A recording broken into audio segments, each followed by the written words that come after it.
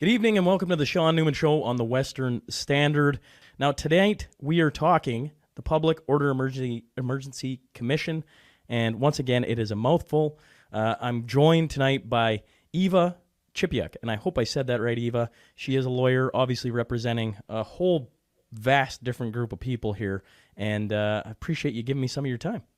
Thank you. My pleasure. You were almost there. It's Eva Chipiuk. But good thinking, try. Good effort. She says to me off air, she goes, it's like forever, Eva. I'm like, okay, Eva. Man, I still can't get it. Anyways, I got the last name right. Give me some credit here. 100% excellent with that one. Now, I've been, as you heard, this is the 8th episode. So we've kind of done a couple different iterations on the roundtable format for the Western Standard and then the podcast. And so the first couple listeners will recall there was 3 people in, then 2, and now I've done a string of just one-on-one like I would on the podcast, just to, give it a little different flavor, see what the listener wants, what they enjoy, that type of thing. So I call it kicking it old school, as if it is old school, because I've been doing it for 300 episodes. But I'm going to have you introduce yourself. I want you to tell us who, and I'm going to say it terrible again, Eva. You got it this second time. Eva. On a side note, have you ever seen WALL-E? Yeah. So no, I haven't, and everyone always mentions it. Okay. Well, I'll be with the 1001 person to bring it up. Either way, I'm curious. Who is Eva? Well, thanks for having me. My name is Eva Chipiuk, and I'm from Edmonton, Alberta. I'm a lawyer. This is my 3rd time back to law, actually, so not a very common thing for practicing lawyers. But I do find that I've always been really interested in kind of the David and Goliath fight. So in Alberta, I was often for a long time representing landowners against large development and or government taking land rights from people, farmers generally, sometimes city dwellers as well.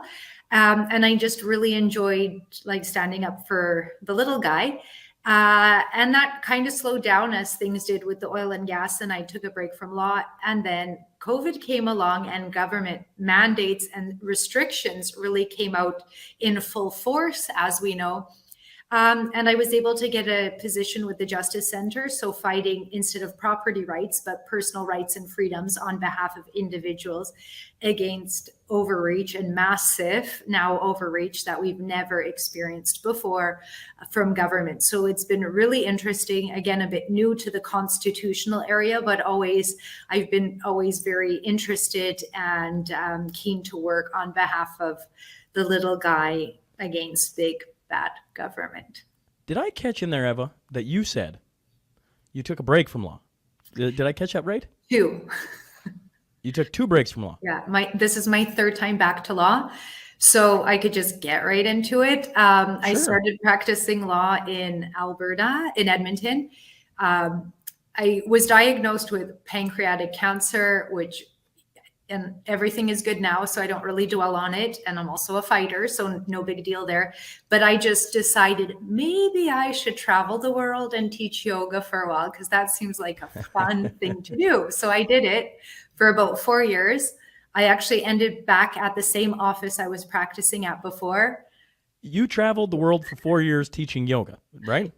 Sure did. When you look, can you imagine people, the lifestyle change of going to the courthouse and dealing with reading and blah, blah, blah, blah, blah. You get that point, to getting diagnosed with pancreatic cancer, to now going traveling the world for 4 years. It's a broad question, but what sticks out about those 4 years? What did you, that sounds pretty freaking cool. And probably a lot of people would love to do something like that, but they never take the leap. Well, I encourage people to take the leap. And that was something I heard right away. People are like, well, what if you want to practice again, or this or that? What if? Lots of what if questions. And I just figured, I have 5 years under my belt of practicing and working. I didn't have 5 years before. If you're good enough, somebody should be able to hire you. And funny enough, I was back in the same office I left 4 years before with some of the same files that were still there 4 years before. So there's an indication of take a chance, enjoy your life. You might end up in the same office you left. And then the second time, I actually decided to open a yoga studio and a healthy food cafe. Terrible timing because it was just under 2 years before the COVID restrictions. So that dream ended very quickly. And then I got back into law and I said, well, government, you're going to close down my business, so I'll come back after you.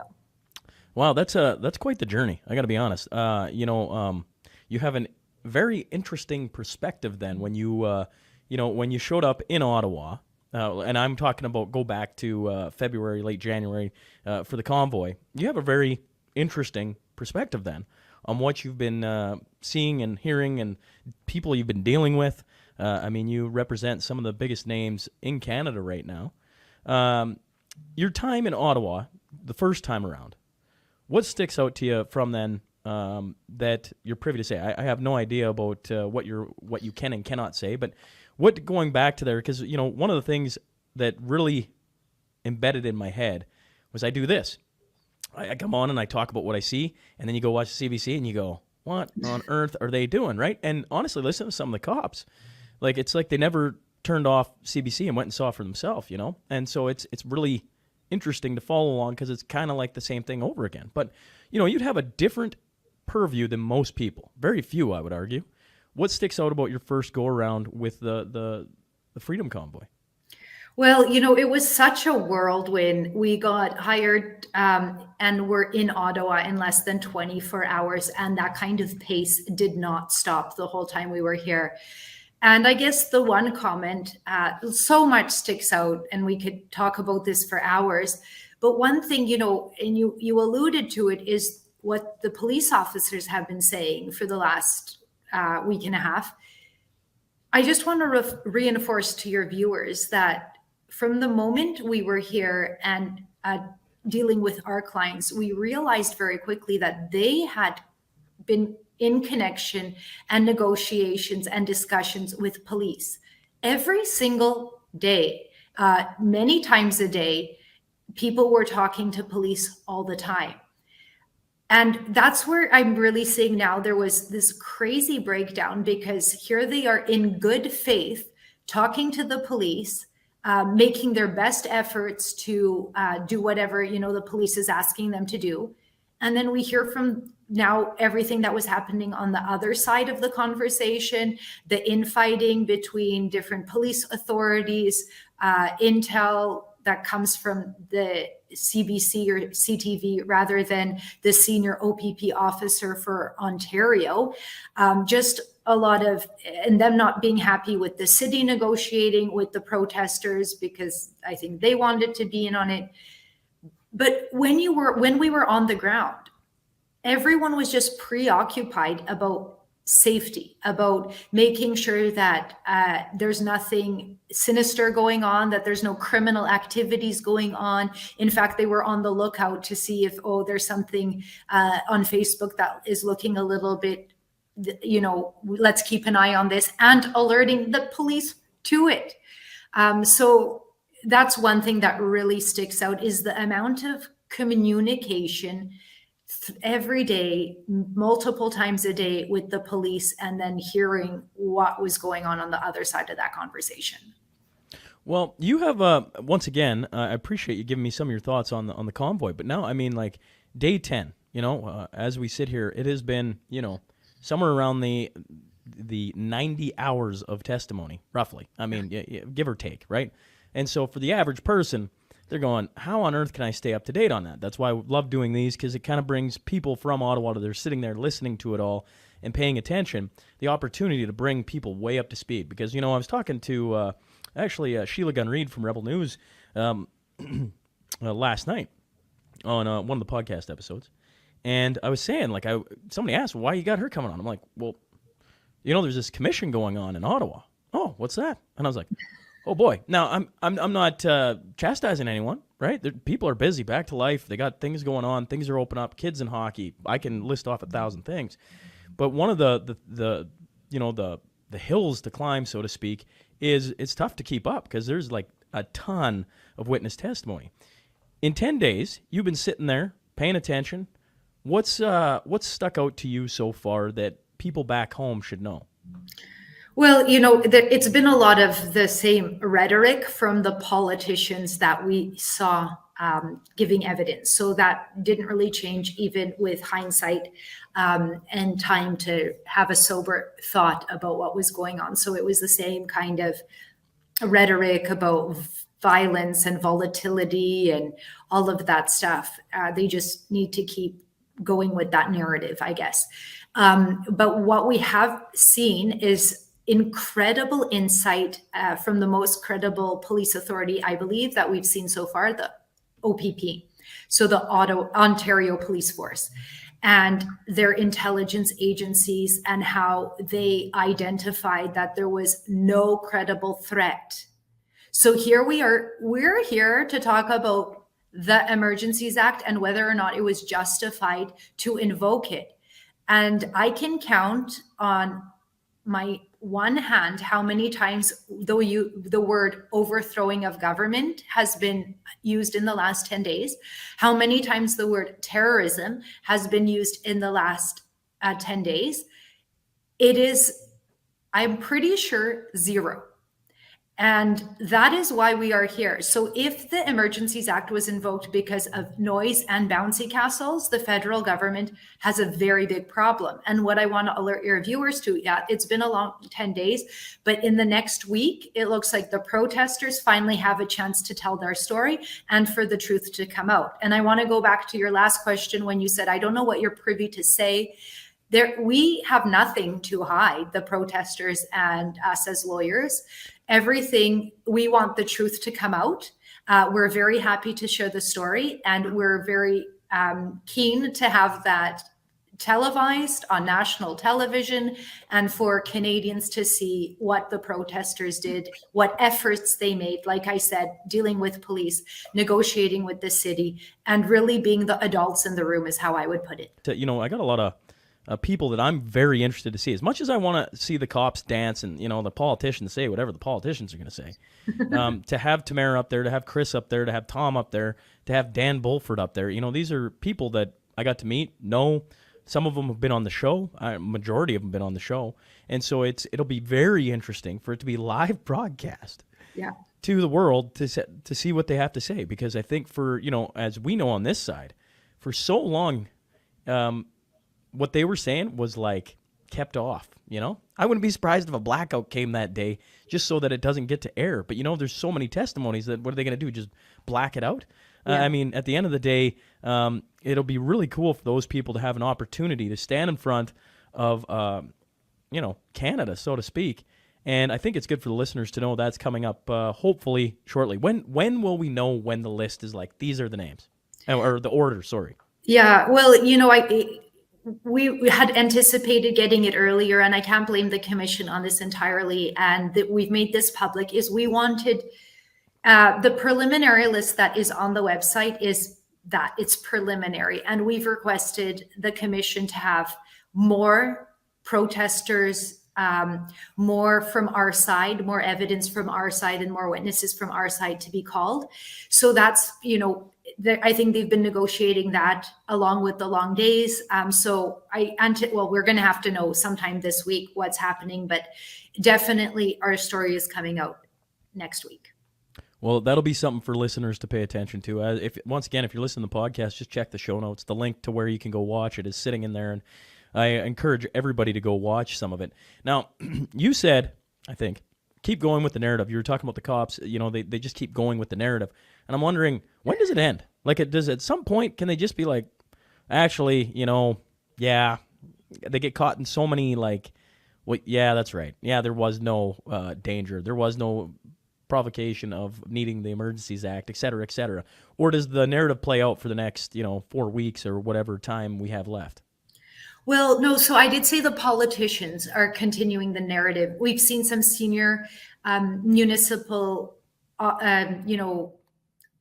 workers, really high level, that were very truthful, very forthcoming, that saying that the protesters that they dealt with, our clients, were very reasonable and understood that they did not come here to impact Ottawa residents and wanted to do something to reduce those impacts. And so that's why we were able to very quickly come to an agreement with the mayor about moving the trucks to Wellington. So there was very good evidence there, where we are constantly hearing that the protesters were unreasonable and just looking to overthrow the government. So the narrative has changed. And then what you do see as well is from some police officers, you could see the truth loud and clear. So I would encourage you to look at OPP Superintendent Pat Morris's evidence. And he is the top intelligence man for all of Ontario. So the top brass. Ottawa would be under him. So there you heard insanely credible evidence where he actually said the lack of violent offenses was shocking. In that small amount of time with so many people, what do you see on after Stanley Cup win? Yeah, lots of charges, lots of crazy. Here we didn't see that. There was evidence that Brendan Miller put forward, even to Steve Bell. And Steve Bell was one, unfortunately, had to keep playing that narrative. And we're thinking probably he's getting some kind of advisory position because he was playing that dance. And it was put to him that in 16 days, there were 5 offenses. And yet out of his mouth, he kept saying that this was very volatile and hour by hour, it was escalating. And then you see those numbers. So, fact over fiction is what we're really seeing. And then when he was questioned and pressed on that violence, he had to say, well, it wasn't actual violence. It was the violence that the community felt. Yeah. That's the reaction people had in the room too.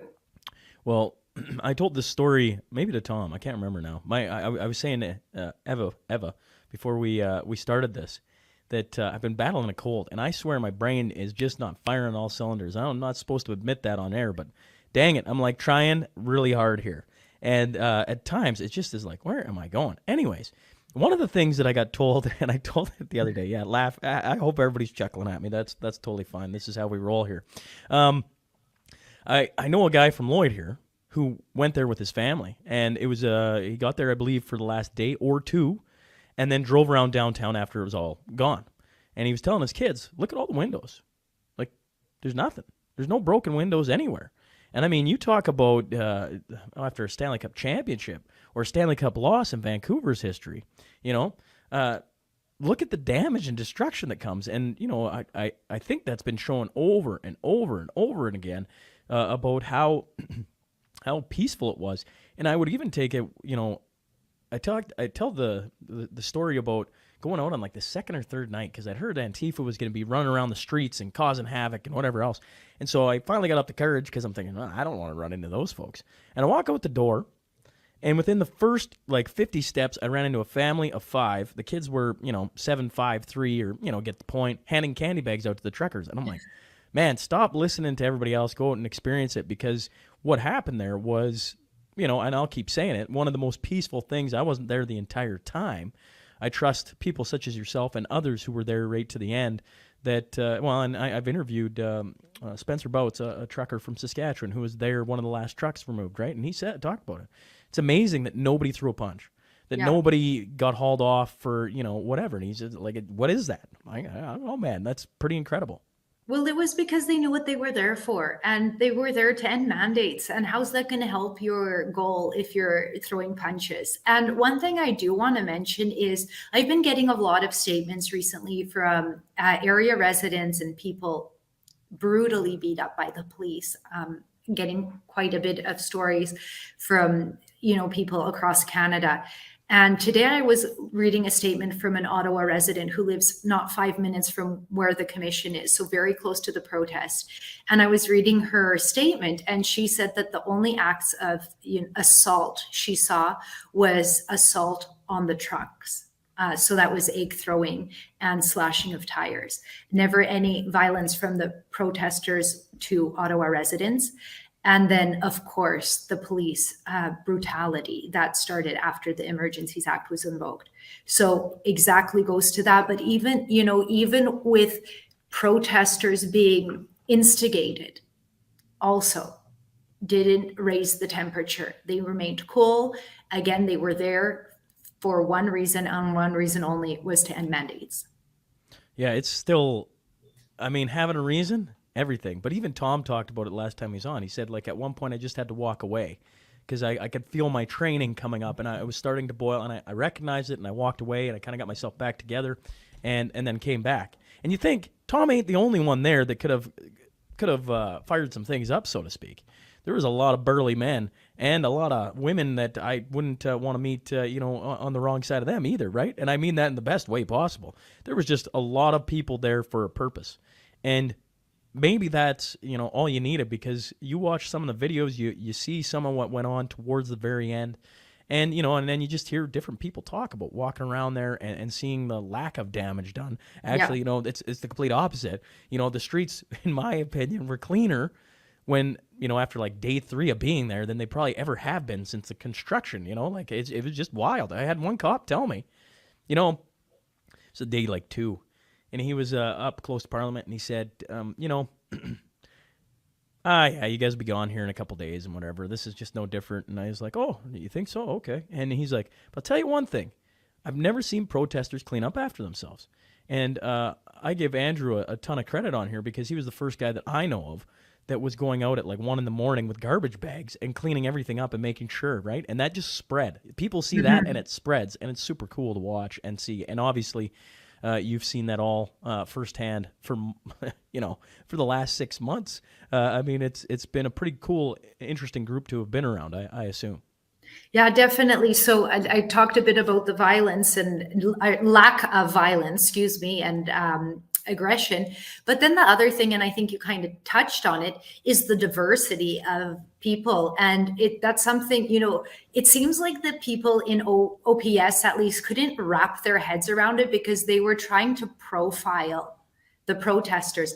And they said, we've never seen anything like it. It was grandparents and families and aunts and uncles and former police officers. It's like, these are everyday Canadians of diverse backgrounds and diverse ages coming together because they all have a shared understanding and want to express to their own government that you have gone too far now.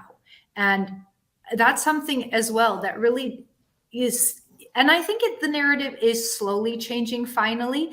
And in fact, we hope to have some evidence come in next week where some people from minority groups, and I've heard this from various now, that this is the first time that they felt kind of like a true reconciliation in Canada, where really we all talk about it that have been there. It felt so joyous, so loving, so caring, so kind. So like truly what we want is Canadians' diversity. It was there, it was available, and it was felt by the people there.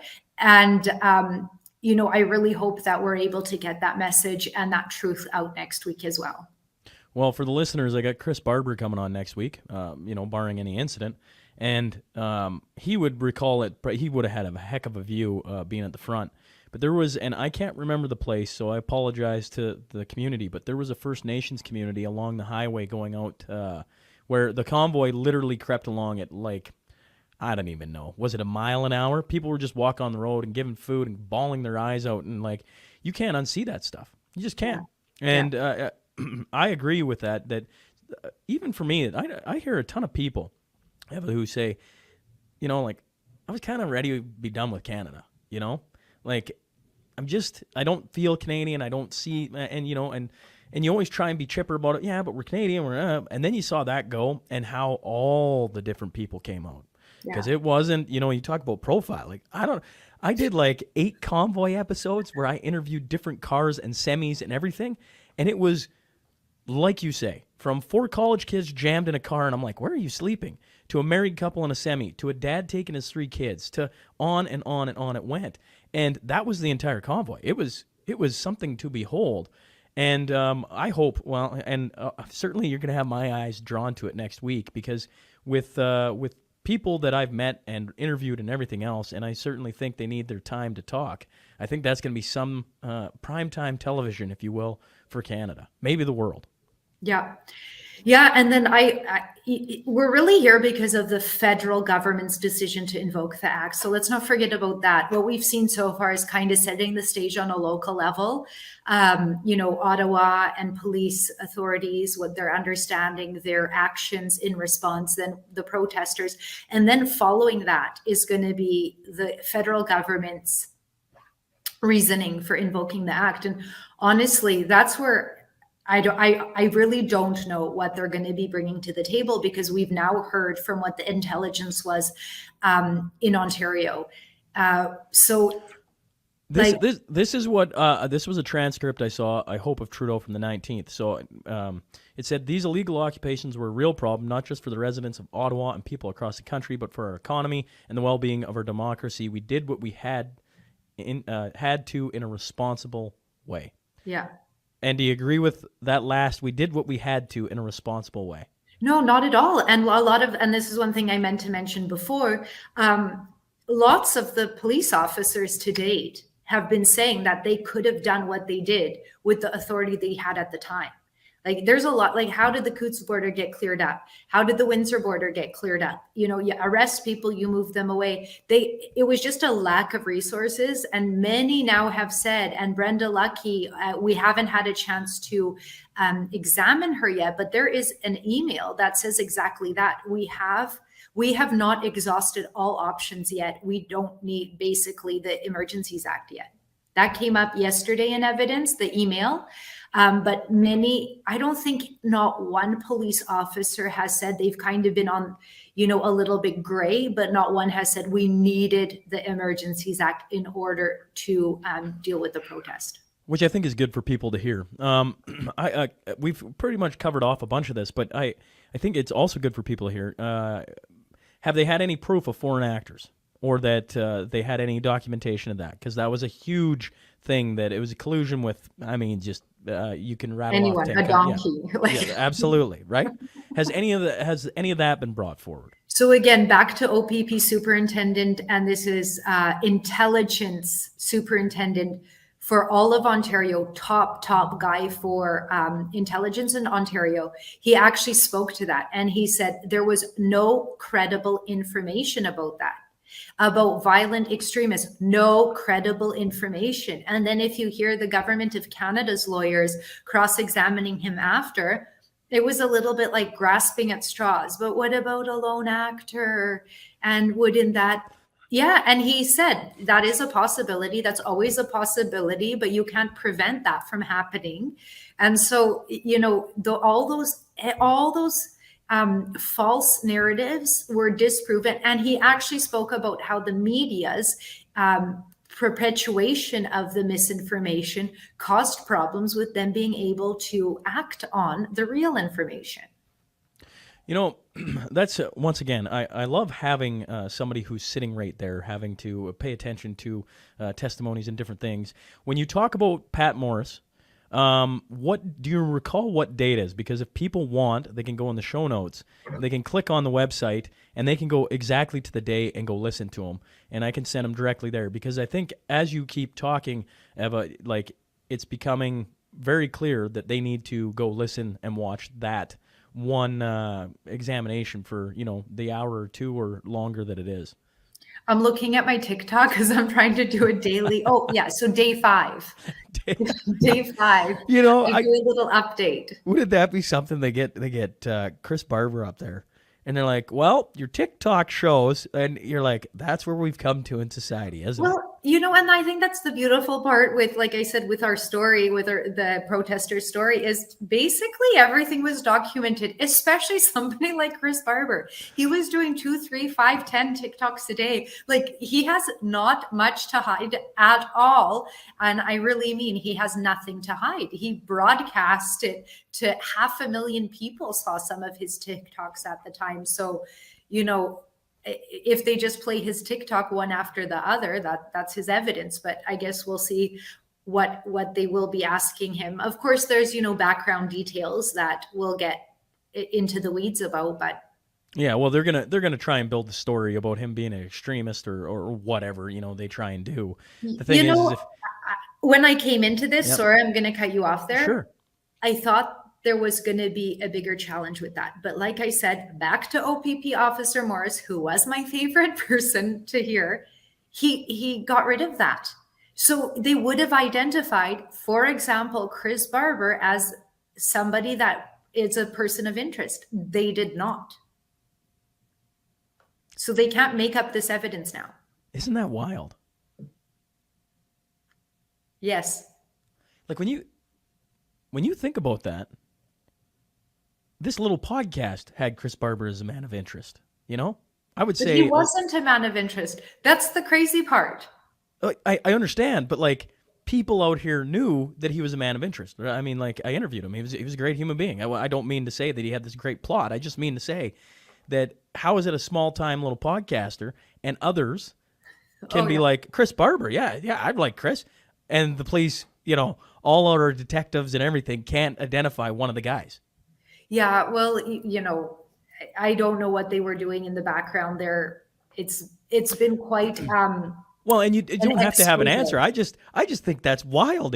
Like it's wild to say out loud, right? Like it's like I feel like him being on the commission makes complete sense. But now you saying they can't go, you were an extremist because they didn't. It's like, oh yeah, you're right. So what are they going to talk to him about?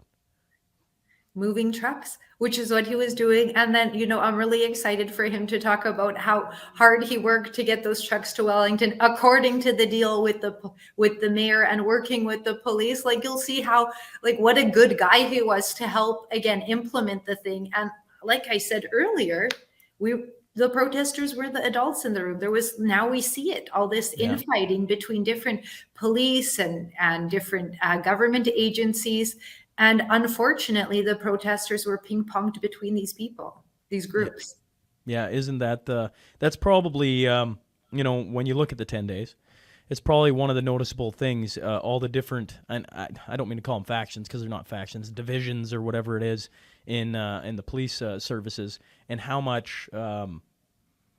Man, there was a lot of confusion going on between all those subsets of groups and people, and it's almost at time not hard to follow, but there's a lot going on in the policing side of this thing. I'm having a hard time following, definitely. And one thing too to go with that is, we're seeing this disconnect and miscommunication, misunderstanding. Even within the OPS today, we heard Superintendent Drummond talk about that. Oh, that was another case of misinformation, miscommunication, or whatever. And yet they expected these independent truckers that came across the country, didn't know each other before, January 18th. And then even then, not until they came to Ottawa. They expected them all to work together like they're like some kind of well-oiled organization. I'm listening to this now and I'm like, so they're saying, well, Tamara or Tom couldn't control everyone. Yeah, because they're independent truckers. Yeah. You can't control your own departments and communicate clearly throughout the ranks, it seems. So don't expect that on just these guys that came together, guys and girls that came together to protest. It's unrealistic. Absolutely. There was, not only that, but just backgrounds and like languages, Yeah. I hate to break everybody, but there's this place called Quebec that showed up in full force, and there's a little bit of a language barrier there too, Like but there was the language of love. Before I let you go, I guess I should have started off here. I don't know why. The brain's slowly catching up to me, I guess. When this thing's done, everybody's had their piece. Anybody going to jail? What's coming out of it? What do you want to come out of it? Is there anything going to come out of it other than the truth? Way to rain on the parade, Shaun. No, it is the truth.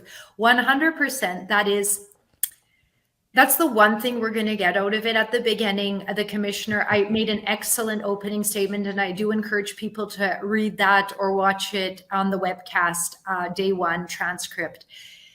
He says that criminal charges are not forthcoming from this or civil actions. But what we are going to know is when the truth does come out, there can be lawsuits as a result if, it's really clear that the government mishandled this or the police mishandled this. That's not preventing anyone from taking further action. Unfortunately, nobody gets fired because of this. But what you can do is have pressure, and politicians should feel the pressure from their electorate. So if it's very clear about the emergencies not being required, we've heard, unfortunately, Jagmeet Singh say that even if that is the case, he's going to continue to support his BFF, Justin Trudeau. But we can continue the pressure on the politicians, on our MPs, and say that, enough is enough. This is where the government went too far. It was a peaceful protest. The protesters did what they could. And then what happened? They were beaten by the government, by the police, because the government told them to. And that is wrong in Canada. And that is not correct. And we need this addressed. And we need this addressed by an election, and we want to see some kind of action that way. Well, I hate to rain on the parade. I want to bring people's expectations into where, at the end of this, the truth is a lovely thing. I think it's been trying to be hid for too long, in my own humble opinion. And I think majority of the population, I don't know what that number is, already knows that. But you're trying to convince people that think these people were terrorists and were there to, burn the city down, and on the list goes. The truth might be the best thing. I'm not saying that you bring up Jagmeet and Justin. Yeah, I think we all see it for what it is. We all want them both gone. But what are you going to do? I mean, this is sadly the game of where we're at, which I don't like. But you have to sit and you got to listen to the testimonies. You got to see what comes of it. And if you're sitting on the fence, you start listening to this stuff. Let me tell you, you're going to have a pretty eye-opening experience of like, oh, if you didn't follow along from the beginning, And I think that's, I hate to rain on the parade, but I just wanted to know for myself and for the listener. I think it's good that they have an idea of what's happening here, when this is all said and done. No, you did turn it around. It started with firing somebody, but the truth will come out. And so I thought it was a fun comment, so I threw it in. But I'm with you, Shaun, 110%. Is the truth is so important, especially because of how it's like two different movies we've been watching. Yes. It's not even a little bit of a comparison. It's like hell on earth and heaven on earth. There was no middle ground, and that is so important it's like good versus evil. This is what the fight is, basically. So that truth is going to be very powerful. Yeah, I totally agree. Before I let you go, is there anything else that we haven't covered that you're like, oh, we should make sure we talk about X, or have we covered off majority of it? No, I think we got everything. What I do, I'll continue with what we were saying is I encourage people to watch. I encourage people in Ottawa or that are interested in coming to Ottawa and observing in person to come, especially now with the protesters coming. It'd be lovely to have support in the room, and also when the federal government is up, because again, this is the federal government that enacted this very, very harsh legislation on peaceful protesters, and we should be looking them in the eye if possible and saying, I don't agree with this, and make it more uncomfortable for them. Again, there are public servants and they should be serving the public, and they need to see the public. The Zoom world has maybe made them a little bit less feeling. Yeah, you said it perfectly. It's high time. There's been too much. And I think I can say for most of the listeners, you wish at the end of this, it was just people pulled out of positions, this one called the Prime Minister, and hauled off and been done with. But we know that's not the way this game is played or story works out, at least at this point. So appreciate you doing this with me, Eva. And I look forward to, following along and seeing if you, who knows, maybe we'll get you back on for a roundtable down the road to give us some more updates. That would be lovely. Very nice chatting with you, Shaun.